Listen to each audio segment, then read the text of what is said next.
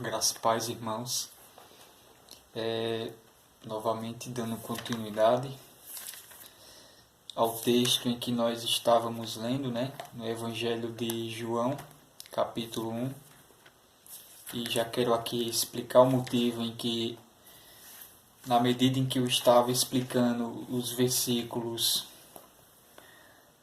41, 42, houve ali uma interferência, uma pausa, né? Isso se deu por conta que a memória do celular encheu, né?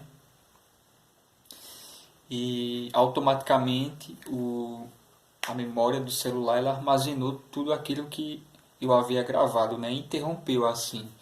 Então eu não pude dar continuidade por conta da memória, né? Então eu tive aí que excluir algumas coisas e agora darei continuidade ao texto, né? Que vai se seguir dos versículos 43 ao 51, que vai encerrar o primeiro capítulo do Evangelho de João, certo? E em seguida o nosso irmão Tássio ele dará continuidade a partir do capítulo 2. Pois bem, irmãos, aqui novamente nós vamos retornar ao assunto, né? Sobre a questão do testemunho, né? Como isso tem impactado aquelas pessoas naquela época e o que o testemunho de João Batista ele acarretou, assim, digamos, em proporções, né? O que ele acabou reverberando naquelas pessoas em que estavam ao seu redor, né? E a gente observa, pelo menos através dos versículos que nós lemos, que isso foi se gerando assim proporções maiores, né? Ao ponto de muitas pessoas passarem a conhecer Jesus, né? Isso se deu, claro, à questão do testemunho, né, de João Batista e a quem ele estava apontando, né, a quem ele estava ensinando, enfim. Aqui estarei agora retornando ao versículo 43, que é continuando o texto que nós lemos, né? Eu não vou explicar muito porque, querendo ou não, é uma continuação, né? Já foi meio que explicado, se vocês que estão acompanhando já estão por dentro, né? Então, assim, eu tentarei aqui ser breve, rápido, objetivo, né? Apesar que o que nós vamos ler aqui tem muita coisa preciosa, né? E vai retornar muitas das coisas que nós já aprendemos e lemos aqui, né? No texto, no capítulo 1. Enfim, irmãos. Então, no versículo 43 diz: No dia imediato resolveu Jesus partir para a Galiléia e encontrou a Felipe, a quem disse: Segue-me. Ora, Felipe era de Betsaida, cidade de André e de Pedro. Felipe encontrou a Natanael e disse-lhe: Achamos aqui aquele de quem Moisés escreveu na lei, a quem se referiram os profetas, Jesus, o Nazareno, filho de José. Pois bem, irmãos, aqui o Felipe ele está frisando aquilo que eu, desde o início, tenho frisado assim, né? Que Jesus ele é o cumprimento das profecias, né, do Antigo Testamento. Ele é o Messias, o Cristo prometido, né? E João, sendo o último profeta do Antigo Testamento, sendo aquele que iria apontar quem verdadeiramente era Jesus naqueles dias, isso acaba ocorrendo, certo? Ao ponto de nós já termos aprendido que a partir do momento que João Batista disse para aqueles discípulos que estavam perto de si, ele proclamou aquela frase conhecida, né? Eis o Cordeiro de Deus. As pessoas, especificamente aqueles dois discípulos, ao ouvirem isso, eles seguiram a Cristo, né? E assim ocorreu aqui também com Filipe e Natanael. Mas observe que aqui está se repetindo uma coisa que aconteceu nos versículos anteriores, né? Que é o que ocorre, por exemplo, com André e o seu irmão Pedro, né? Que a partir do momento que André ele tem esse contato com Cristo, ele experimenta, ele conhece verdadeiramente Jesus Cristo, qual é a consequência disso, o resultado disso? Ele vai levar esse conhecimento para o seu irmão Pedro, né? Ao ponto que Pedro, ao ouvir isso da boca de André, que é o seu irmão, e que, portanto, isso que ele acaba ouvindo é de um valor significativo, porque ele é seu irmão, então ele conhece as palavras do seu irmão, ele vai até Cristo. E ao ir até Cristo, ele tem esse encontro também, ao ponto de Cristo falar o que falou, né? Como diz lá os versículos 41 e 42, que, por exemplo, que o que é que André disse para o seu irmão Pedro? Achamos o Messias, ou seja, a mesma coisa que disse Felipe para Natanael, né? Aí o que é que acontece? E o levou no versículo 42, olhando Jesus para ele, disse: Tu és o Simão, filho de João, tu serás chamado servo. Então, assim, ele tem esse encontro, eles passam a ter esse contato com o verdadeiro Messias, né? E aqui ocorre a mesma coisa, e aqui está se trabalhando a questão do testemunho, né? Porque isso é de uma importância significativa na questão do discipulado, né?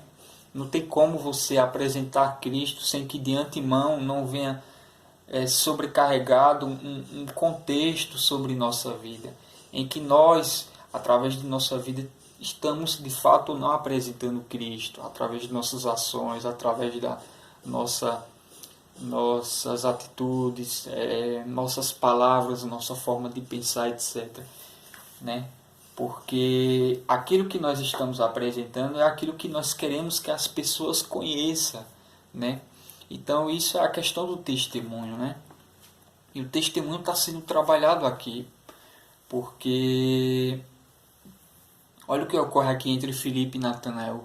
Filipe, no versículo 45, diz: Filipe encontrou Natanael e disse-lhe. Então aqui o que é que ele vai dizer? Ele vai apresentar o Evangelho. Ele vai apresentar aquilo que ele de antemão já recebeu, que é o que ocorre aqui no versículo 43. Observe que no dia imediato resolveu Jesus partir para Galiléia, encontrou a Filipe, a quem disse: segue-me.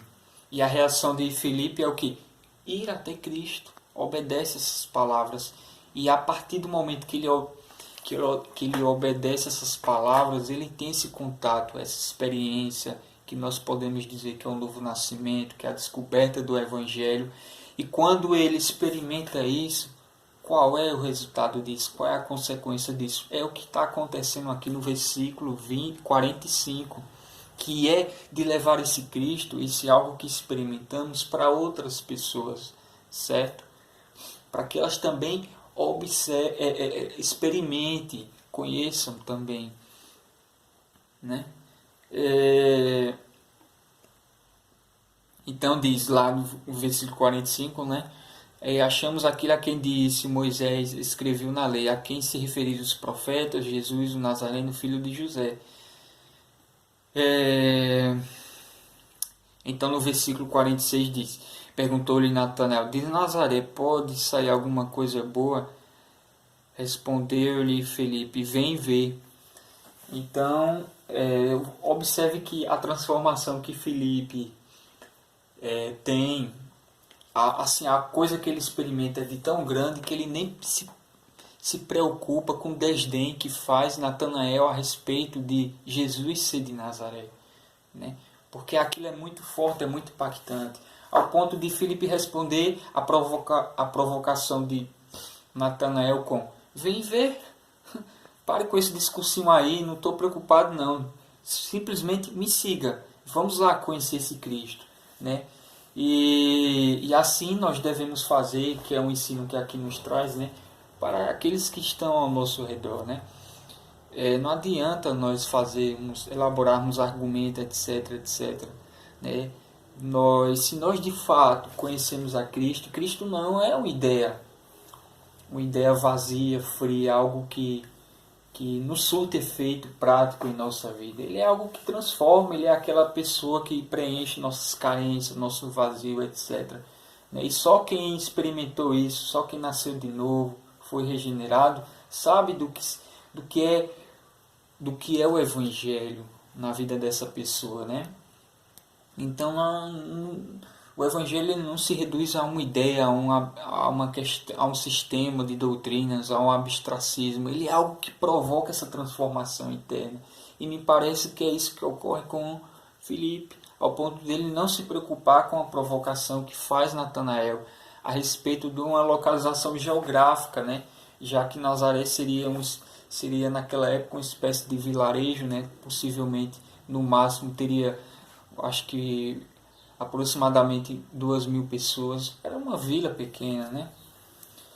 E na mentalidade de Natanael não era possível que o Messias viria de uma localidade dessa, uma vez que possivelmente ele esperaria um Messias como com exército, né, com poderio militar, etc. Né, e não de um lugar humilde, simples, etc. Mas Filipe, quando experimenta isso, ele não está preocupado em trabalhar essas questões, ele simplesmente quer que seu amigo Natanael conheça como ele conheceu Jesus Cristo, né? Ao ponto dele instigar um movimento em Natanael dizendo: vem e vê. Aí nós vamos ver agora o que acontece quando ele vai e vê Jesus Cristo, né? Que aí, onde está aqui sendo narrado nos versículos posteriores, que é no versículo 47, onde diz: Jesus viu Natanael, aproximou-se e disse a seu respeito: eis um verdadeiro israelita, em quem não há dolo.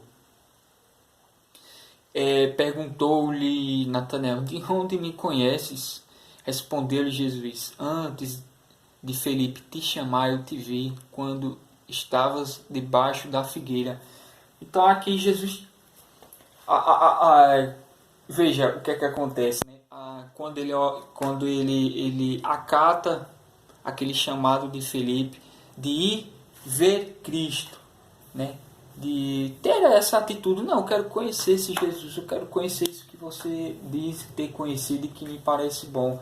E é isso que acontece aqui, porque se Natanael de fato é alguém que não há dolo, um fingimento, hipocrisia, alguém que leva a sério as profecias, se ele, quando ter esse contato com o Messias, ele vai acatar, ele vai saber quem é o Messias, ele vai reconhecer, né? E é isso que ocorre, né? Mas isso só foi possível a partir do momento que foi comunicado a ele, a Natanael, a respeito do Messias, e ele tomou essa atitude, essa ação de conhecer esse Jesus Cristo. Quando ele vai a ter um encontro com Jesus Cristo, ele recebe essas palavras, né? Que ao passo que ele pergunta aqui no 48, ele diz: respondeu-lhe Natanael: de onde me conheces? Respondeu-lhe Jesus: antes de Filipe te chamar, eu te vi quando estavas debaixo da figueira. Então Jesus está trabalhando na questão da presciência, né? Da pré-existência dele, né? Sobre o qual antes mesmo de Filipe até mesmo existir, Jesus já conhecia, né?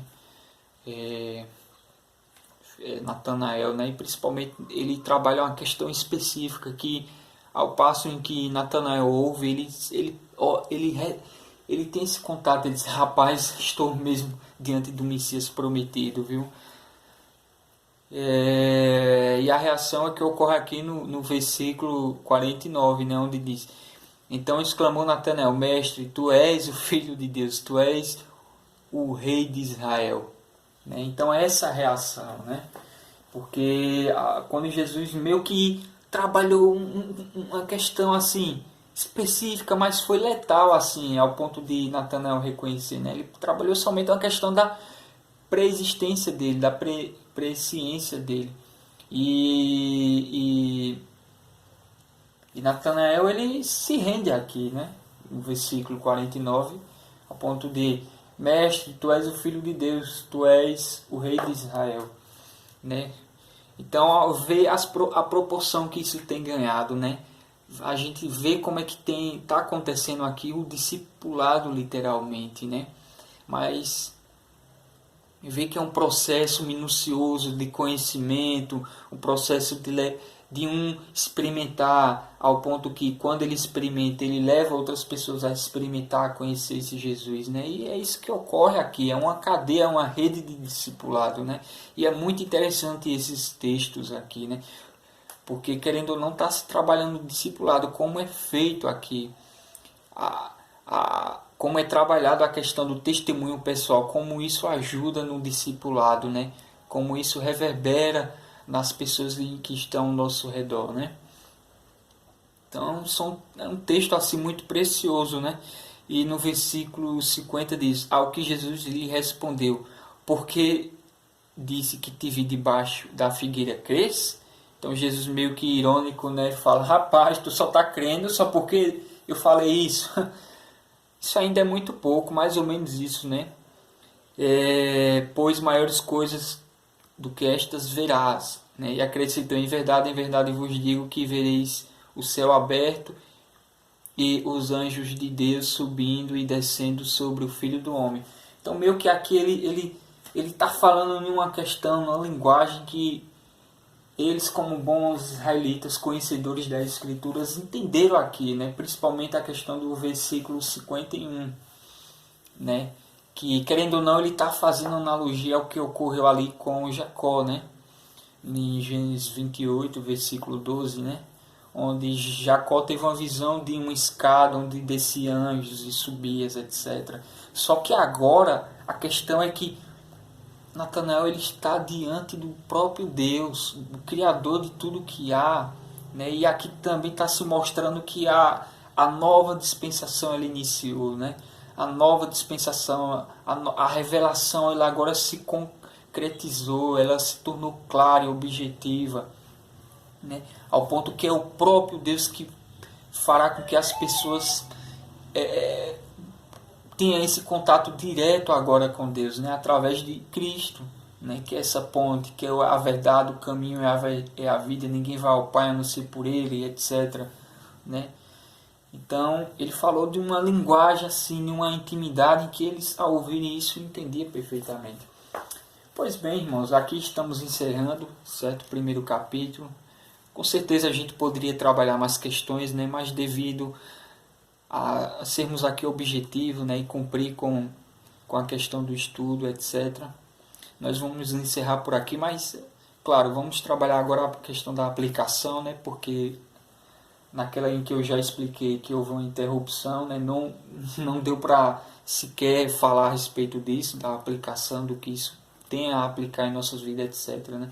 Pois bem, então a gente viu aqui nesses textos, irmãos, que questão do testemunho, né?